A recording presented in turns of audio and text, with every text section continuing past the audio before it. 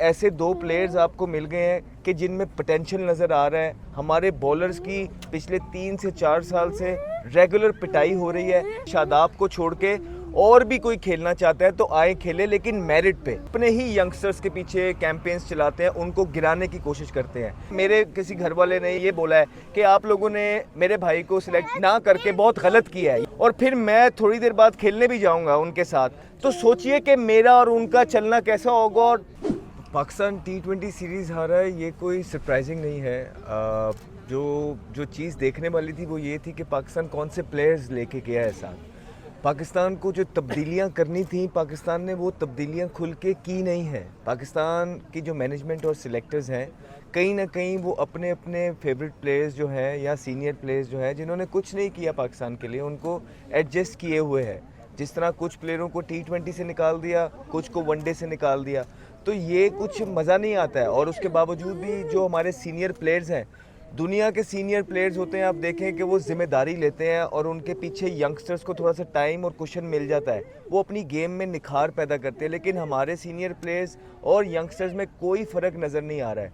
तो जहाँ तक बच्चों की बात है, उनके साथ तो पूरी सपोर्ट हाजिर है हमारी, ठीक है। और जहाँ तक हसन नवाज़ की बात है, मोहम्मद हारिस की बात है, एक ऐसे दो प्लेयर्स आपको मिल गए हैं कि जिनमें पोटेंशियल नज़र आ रहा है और जो लंबा खेलने की सलाहियत रखते हैं। लेकिन बाकी की जो टीम है वो मोर और लेस सेम है। वहाँ कब तब्दीलियाँ होंगी, बिकॉज हमारे बॉलर्स की पिछले 3 से 4 साल से रेगुलर पिटाई हो रही है। जिस तरह आपने ओपनर्स को मौके दिए हैं और उन्होंने परफॉर्मेंस कर दी है, इसी तरह अब आपने बॉलिंग के अंदर भी लोगों को मौके देने हैं और वो भी परफॉर्मेंस कर देंगे। जब हम बाहर हो रहे थे तो 13 से 14 ओपनर्स ट्राई किए गए और बीच में आपको देखें मिल ही गए। तो जब आपने इस तरह खोज कर रहे होते हैं प्लेयर्स की, आप मौके देते हैं, प्लेयर्स आपको मिल जाते हैं। शादाब और शाहीन के बारे में क्या कहेंगे कि उनके बैक पे क्या है? परफॉर्मेंस देखेंगे तो 8 ओवर के अंदर 98 रन, 100 सेंचुरी उन्होंने करवा दी। तो आप किस तरह नजर से देखते हैं, पीछे क्या है? देखिए, जहाँ तक शादाब के कमबैक की बात है, कोई चीज़ समझ नहीं आ रही कि पाकिस्तान का बेसिकली क्राइटेरिया क्या है, किस क्राइटेरिया पे पाकिस्तान जो है कमबैक करवाता है और टीम सिलेक्ट करता है। कोई इस चीज़ की समझ नहीं है। हमारी तरफ से शादाब को छोड़ के और भी कोई खेलना चाहता है तो आए खेले, लेकिन मेरिट पे। आपको पता होना चाहिए कि कौन सा लड़का आ रहा है, उसके पीछे परफॉर्मेंस क्या है, वजूहात क्या है उसको लाने की। ऐसा तो नहीं है कि वो मेरा जानने वाला है, वो उसका जानने वाला है, उसका वो बड़ा है, इसका ये बड़ा है, तो इस तरह से आप टीम में अंदर किसी को भी ले आते हैं। यूँ सिर्फ जो है प्रेसिडेंट ख़राब कर रहे हैं। डोमेस्टिक का बच्चा जब ये चीज़ें देख रहा है और वो देख रहा है कि हम परफॉर्मेंस कर कर के मर गए हैं और फिर भी इन्हीं लोगों ने वापसी करनी है, जो पिछले 8 साल से पाकिस्तान को कुछ जितवा के नहीं दे रहे। वो पहले भी UAE USA जा रहा था, अभी भी रिसेंटली हमें फ़ोन आ रहे हैं और वो हमें यही कह रहे हैं कि बराए मेहरबानी अहमद भाई, आपका अगर कोई जानने वाला है कतर में, कुवैत में, UAE में, हमारा वहाँ कुछ करा दो, नहीं तो हमारा तो यहाँ पे मेरिट का कत्लेआम है। हमारी तो आवाज़ भी कोई नहीं उठाएगा यहाँ पे और ना ही हमें मौका मिलेगा पाकिस्तान में। अच्छा, मेरा सवाल ले लें। अब ये बातें हो रही है न्यूजीलैंड से हार गए हैं कि बाबर आजम और मोहम्मद रिजवान की वापसी की जाए, क्योंकि T20 में उनके बगैर हम चल नहीं सकते। एक तो इसका बता दें, दूसरा हारिस रऊफ ने प्रेस कॉन्फ्रेंस की, उन्होंने कहा कुछ लोग इस इंतजार में होते हैं कि पाकिस्तान की टीम कब हारेगी और कब इन पर तनकीद की जाएगी। यकीनन तनकीद आप भी करते हैं, मोहम्मद आमिर भी करता है, इशारा हो सकता है आपकी तरफ, तो क्या पैगाम देंगे? देखिए, पहले आपने वो जो क्वेश्चन पूछा है, जो एक कैंपेन चल रही है, वो एक पेड कैंपेन होती है और उसके बारे में हम पिछले 1 साल में सब कुछ बता बैठे हैं कि ये कौन लोग हैं, क्या करते हैं। जो अपने ही यंगस्टर्स के पीछे कैंपेन्स चलाते हैं, उनको गिराने की कोशिश करते हैं।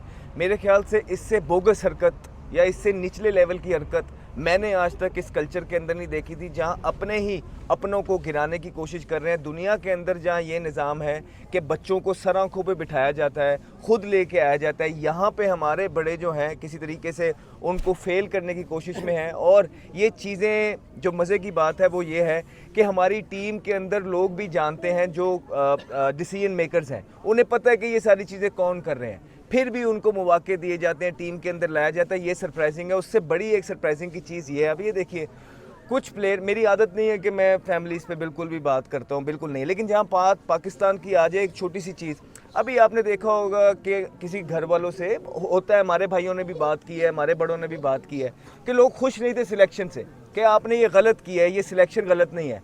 इसका मतलब है वो प्लेयर का कोच भी उन्होंने कहा कि मैं खुद ही हूँ, तो प्लेयर की बात और उनकी बात एक हो गई, इसका मतलब घर की बात हो गई।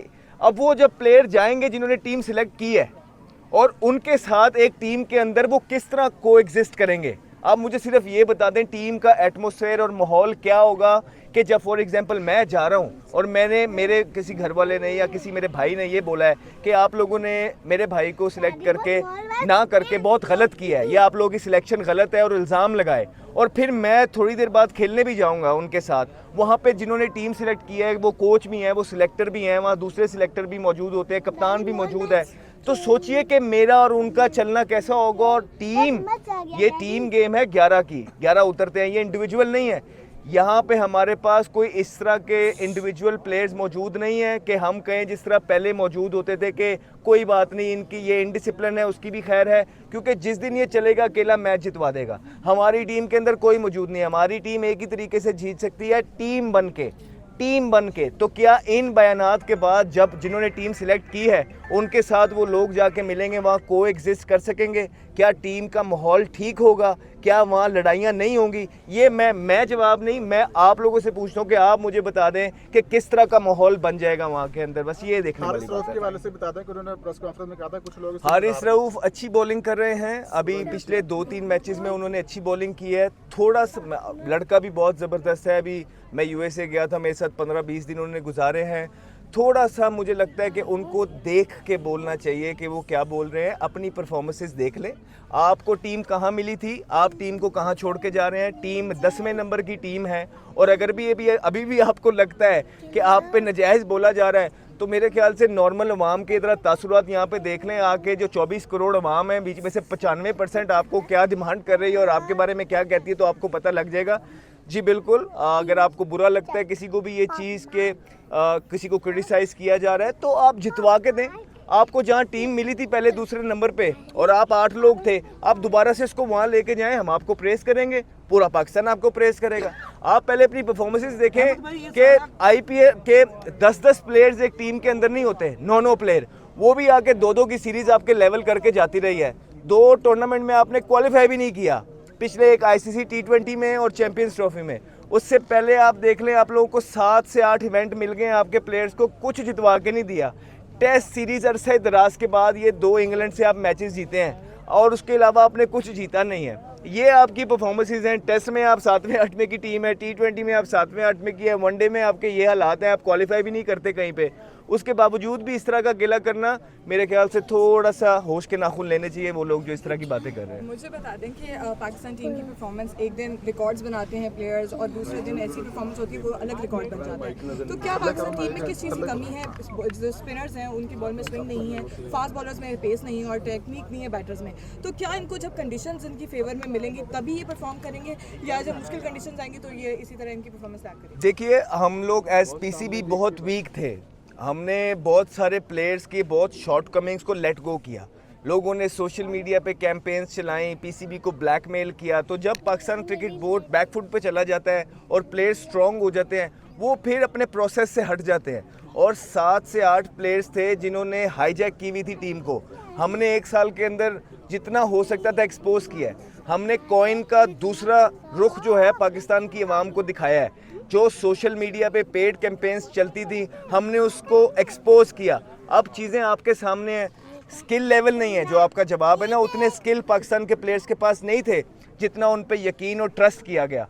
फिर और जब स्किल लेवल नहीं होते, जब आप बिग बॉय से जाके खेलते हैं तो आप शैटर्ड हो जाते हैं। आप इन्हीं के खिलाफ खेलते और शायद जीतते रहे कि जिनके 5-5 प्लेयर्स अपने भेजते नहीं थे। B, C, D टीम्स, जैसी अच्छी टीम्स आती रहीं आप लोगों को वो पिछाड़ के रख देती थी। तो मसला सिर्फ इतना है कि आपके स्किल्स दुनिया से पीछे थे। फिर इनको खिलाना मजबूरी इसलिए बन गया था क्योंकि PSL की जो 5 से 6 फ्रेंचाइजीज थी, ये उनके फेस हैं। वो ये कहते हैं कि अगर आपने हमारे फेस को निकाल दिया तो हम PSL किस पे बेचेंगे। तो ये सारा कॉन्फ्लिक्ट चल रहा है। और अभी भी आप ये देखेंगे कि कुछ प्लेयर्स के जो कमबैक हुए हैं उन पे ये बात हो रही है कि इस्लामाबाद यूनाइटेड का एक सिलेक्टर मौजूद है जो शादाब, फिर जो कोच है उनका ताल्लुक लाहौर कलंदर से है, वो हेड कोच भी हैं, फिर वो उनको ओब्लाइज कर रहे हैं बगैर किसी परफॉर्मेंसेस के। तो ये बातें क्या सराइयाँ अब शुरू हो गई हैं। अगर पाकिस्तान की रेपुटेशन बचानी है तो इन पे गौर करना है, सारी बातों पे, और आके बिल्कुल एक जवान नई टीम बनानी है। यही एक वे फॉरवर्ड है पाकिस्तान के क्रिकेट के लिए, इसके अलावा नज़र नहीं आता। Thank you. Thank you.